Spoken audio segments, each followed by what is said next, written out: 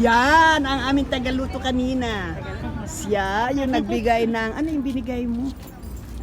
Ng ano, barley. Ayun, mga beautiful. O, yan, nakatali. Ang init kasi, ang init. Saan ka pa? Ayun na. Lalo na sa ano, wow. Sana yung isa yun.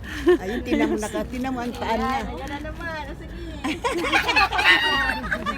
Sige. Ang saya-saya nila, akala mo ha. Kala mo lang ha? Yan mo siya. Parang pupunta sa gere. Ayan. Kirangani. Ha? Kirangani. Ayan. Saan ang punta mo? Kira ng swalis at vacuum. Oo nga, mamaya magbabacuum na siya. Ano nga, alon, tagal na. Oh, kainit-init na ka, ano. Masira ng buhay niya. Bale, alisin mo na yung jacket mo. Huwag kang magdamay, ganun lang. Oo nga eh.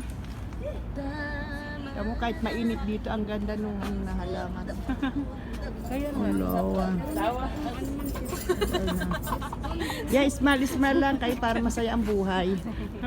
Oo nga eh, hindi pwede yung seryosohin. Sana ba si Arep? Wala pa ba sundo nyo? Ay, ma'am. Wala pa? Sa embassy pa. Papunta na. Sana ko sa mo, ma'am. Ayan o, ay, hindi sila kasya. Ay, hindi ka siya. Naano ko yung driver.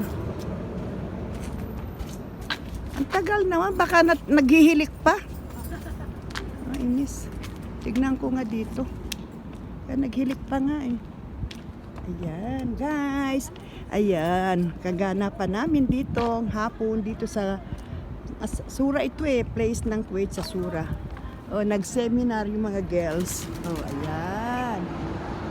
Ayan, di ba?